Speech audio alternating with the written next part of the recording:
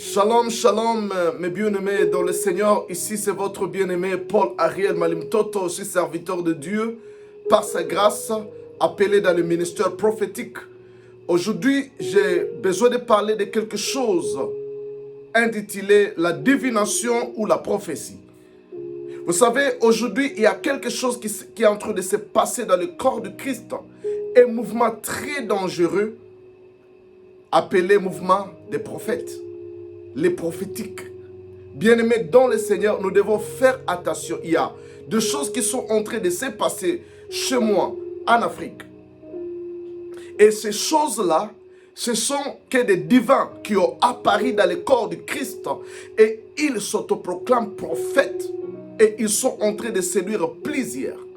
Bien-aimés dans le Seigneur, si le ministère n'est pas basé sur la parole de Dieu, si un ministère prophétique n'est pas basé sur la parole de Dieu, n'est pas différent de la divination. La divination, c'est la sorcellerie. La divination consiste à découvrir certaines choses.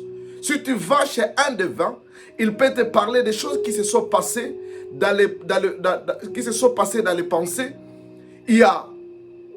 Il peut parler même du présent dans ta vie. Il peut parler aussi même du futur. Si tu vas chez un féticheur, il peut te révéler les choses qui se sont passées dans ta vie. Il peut te révéler les choses qui sont en train de se passer dans ta vie. Il peut aussi même te révéler les choses qui vont arriver dans ta vie. Et cela arrive. Cela ne fait pas de lui un prophète, c'est un devin. Mais aujourd'hui, il y a aussi des devins qui sont habillés en costume. Et ils sont en train de dire des choses et ils se disent que c'est ça le surnaturel. Bien-aimé dans le Seigneur, je crois à la prophétie parce que je suis prophète. Mais je sais qu'il y a 4 dimensions du prophétique. La première dimension du prophétique, il y a ce qu'on appelle l'esprit prophétique, l'esprit des prophètes. Bien-aimé, il y a ce qu'on appelle le ministère prophétique. Il y a ce qu'on appelle les dons de prophétie, il y a ce qu'on appelle la parole prophétique. Si tu n'arrives pas à distinguer ces 4 choses, tu auras des difficultés, mais ce n'est pas notre thème d'aujourd'hui. Il y a d'abord l'esprit de prophétie, il y a le ministère prophétique, il y a les dons de prophétie, il y a aussi la parole prophétique.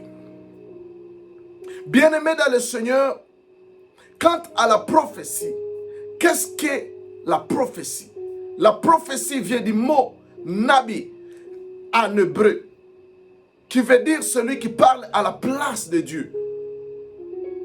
Un prophète, c'est quelqu'un qui parle à la place de Dieu. C'est quelqu'un qui révèle le cœur de Dieu. C'est quelqu'un qui révèle ce qui est dans le cœur de Dieu à ce temps pour son peuple. Ça vient aussi du mot pro en grec, qui veut dire celui qui parle en avant, celui qui parle avant que les choses n'arrivent. Un prophète parle des choses qui arriveront. Mais nous avons plusieurs sortes de prophètes. Il y a les prophètes de l'Ancien Testament qu'on appelle les prophètes de Moïse. Il y a aussi les prophètes du Nouveau Testament qu'on appelle les prophètes de Christ. Leurs façons d'exercer sont totalement différentes. Mais bien aimés dans le Seigneur, comment connaîtrons qu'un prophète est vrai? Parce qu'aujourd'hui, les gens sont en train de se révéler comme des grands prophètes parce qu'ils sont en train de révéler ta date de naissance. Ils te révèlent le lieu où tu es né. Mais bien aimé dans le Seigneur, je sais où je suis né. Je suis né au Congo, à territoire de Lubero, à province du Nord Kivu, dans un village qu'on appelle Musienene. Je connais que je suis né là-bas. Quand un prophète vient me révéler que non, bien aimé, je vais te révéler là où même tu es né. Tu es né le 10-10 à Lubero, à Musienene. Bien aimé, ça ne m'aide absolument à rien parce que je connais d'où je suis né. Et même dans mon passeport, c'est écrit noir c'est blanc, né le 10 octobre à Musienene, au Congo, à territoire de Lubero, à province du Nord Kivu. Peut-être tu veux me révéler mon avenir. Moi, je vis aujourd'hui aux États-Unis. Tu sais que je vis. Non, je vais te révéler le numéro de ton adresse. 3375 Sumatra Avenue, Akron, Ohio. Zip code 44305. Bien-aimé, je connais mon adresse. Cela ne fait pas de toi un grand prophète parce que tu m'as révélé ça. Parce que même les divins révèlent ces choses. Mais bien-aimé, ces choses peuvent être pour un temps bon. Mais ce n'est pas que ton ministère restera là-bas. Parce que je connais dans la Bible, étant où Dieu s'est révélé, le Saint-Esprit s'est révélé à Ananias, il a donné l'adresse où Paul s'est trouvé et la maison où il s'est trouvé exactement. Il lui a donné l'adresse, l'avenue, la localisation où il va trouver Saul. Bien aimé, ça, ce n'est pas un problème. Mais dire que c'est ça ton ministère. Je connais beaucoup de prophètes en Afrique du Sud. Aujourd'hui, ils ont des problèmes. Parce qu'ils ont menti, ils ont dévié les gens avec cette façon d'agir. Bien aimé, ce qui prouve que vraiment tu es un chat, tu es un grand prophète. La Bible dit dans Osée chapitre 12, verset 14. Par un prophète, l'Éternel fit monter Israël hors d'Égypte. Et par un prophète, Israël fit garder. Un grand prophète, un prophète oint, c'est quelqu'un qui est capable de faire monter Israël hors d'Égypte. C'est-à-dire qui est capable de monter le peuple de Dieu de là où ils sont vers une autre dimension. Non seulement dans l'illusion, mais changer la statue de la vie du peuple de Dieu. Donc prendre quelqu'un de la médiocrité à l'excellence, prendre quelqu'un de la pauvreté à la richesse, quelqu'un qui était en train de patauger, qui était sur place, qui était en train de stagner dans sa vie, il voit sa vie changer comme le prophète que Dieu a établi dans ma vie, Bishop Loya. Il m'a trouvé quelque part dans la stagnation, j'étais dans la stagnation. Mais ce prophète, il a travaillé, il a prié avec moi, il a exercé son onction sur moi et il y a un changement, il y a un shift dans ma vie à cause du ministère de cet homme. Ma vie là où il était quand je l'ai rencontré et quand je l'ai quitté pour venir aux États-Unis, ma vie a totalement changé. Il y a eu un shift dans ma vie. Voilà un prophète qui peut te faire sortir de là où tu es. Ce n'est pas un prophète qui te donne seulement des distributeurs de promesses, qui te donne des promesses. Dieu va changer ton histoire. Amen. Il y a quelque chose qui arrive et ces choses n'arrivent jamais.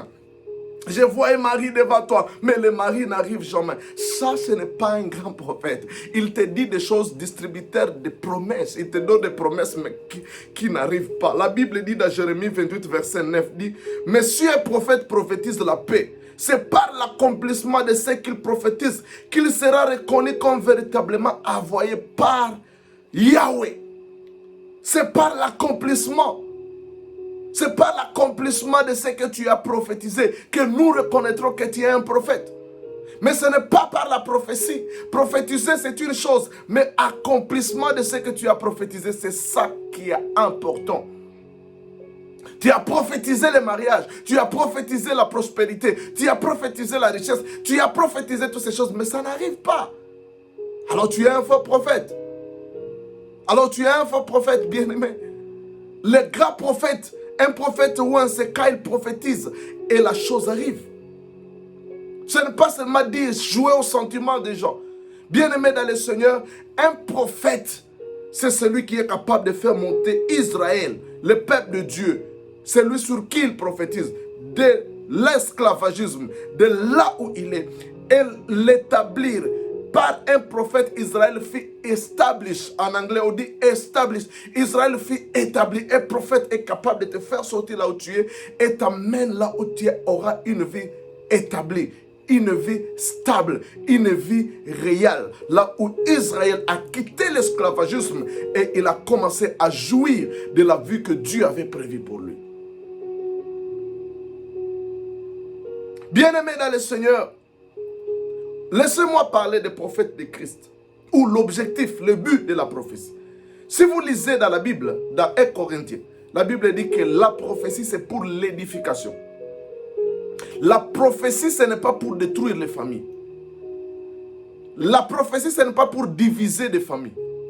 La prophétie, c'est pour l'édification. Même l'avertissement, c'est aussi l'édification. Parce que le prophète Agabus avait averti Paul de ce qui va lui arriver. Mais c'était pour l'édification de Paul, afin que Paul soit préparé de ce qui va lui arriver. Mais si un prophète est là juste pour prophétiser le malheur,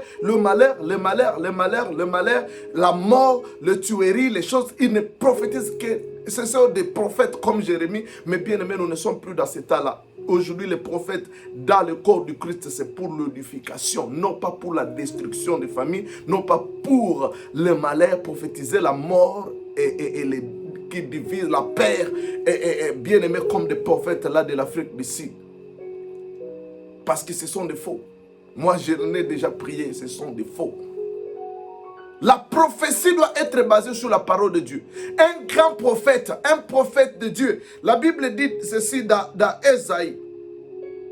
Ésaïe, chapitre 8, verset 20. Ésaïe, chapitre 8, verset 20.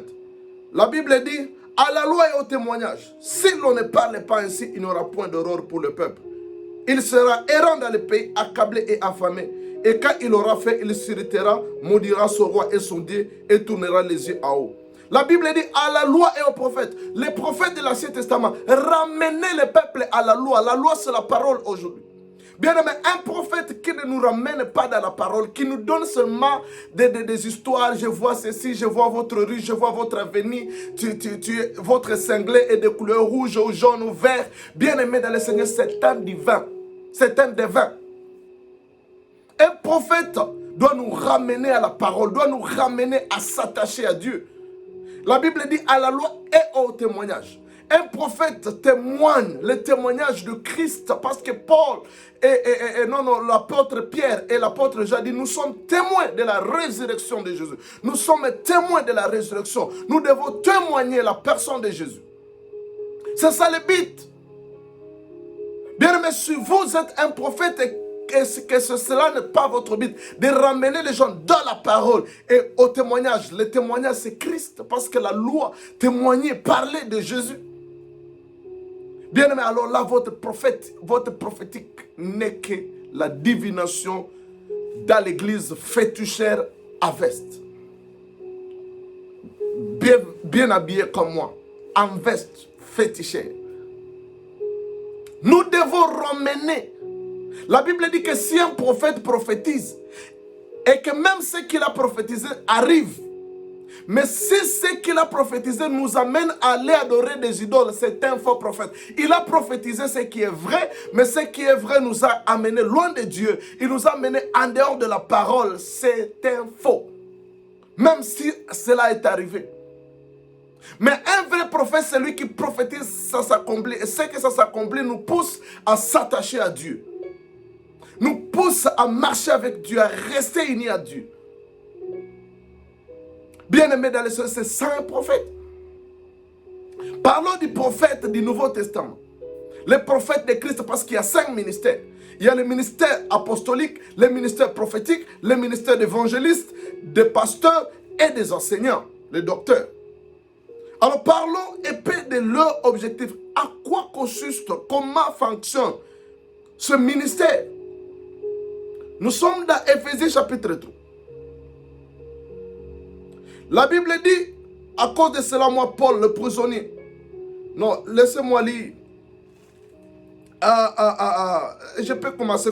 Éphésiens chapitre 3, verset 1. À cause de cela, moi, Paul, le prisonnier de Christ, pour vous païens, si du moins vous avez appris quelle est la dispensation de la grâce de Dieu qui m'a été donnée pour vous. C'est par révélation que j'ai eu du mystère sur lequel je viens d'écrire un peu de mots.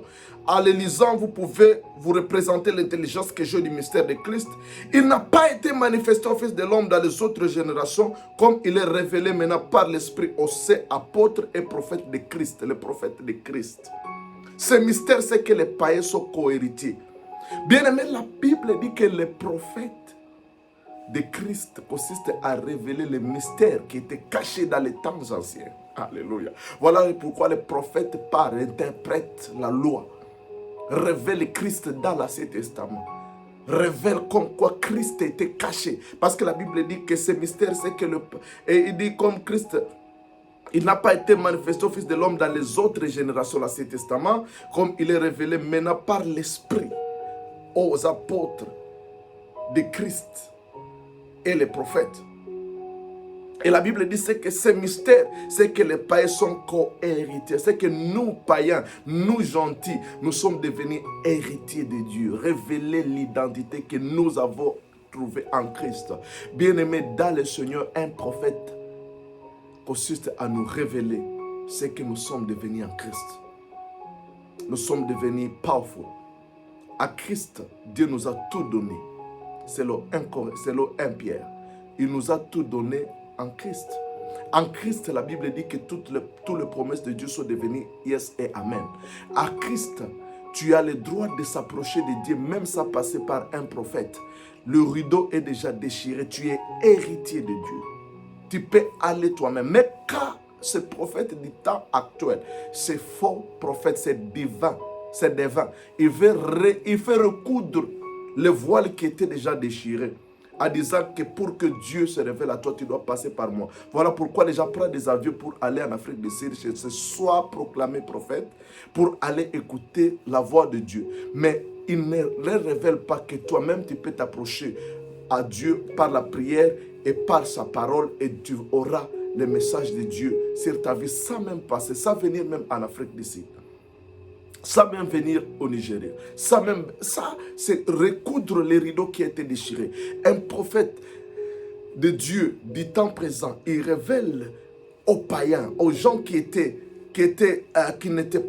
n'appartenaient pas à la famille de Dieu dans les autres générations, que vous êtes devenus héritiers, et par conséquence, vous avez le droit de vous approcher de Dieu comme Père et trouver la solution à vos problèmes. La Bible dit, ce mystère, c'est que les païens sont co-héritiers, formant un même corps et participent aux mêmes promesses en Jésus-Christ par l'évangile. Vous avez les mêmes promesses. Toutes les promesses de l'Ancien Testament, que vous serez à la tête et non la queue, vous serez toujours en haut et non en bas, c'est devenir réel dans votre vie.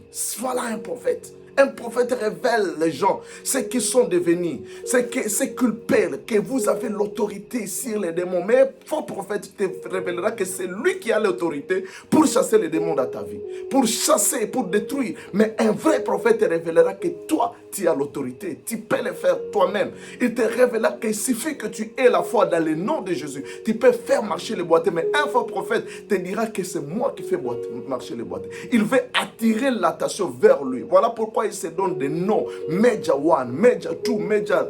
je ne sais pas quoi. Bien-aimé dans le Seigneur, faites attention, ce sont des divins.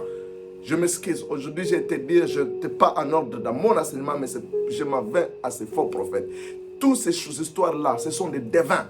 Si tu ne nous ramènes pas à la loi et au témoignage, si Christ n'est pas l'objectif de ton message, si Christ n'est pas le centre de ton message, si Christ n'est pas le centre de ta prophétie, et amener le peuple de Dieu à reconnaître leur identité à Christ et ce qu'ils sont capables, ce qu'ils sont devenus, et que tu veux faire voir aux gens que c'est toi qui es la solution à leurs problèmes, tu es un faux. Que Dieu te bénisse.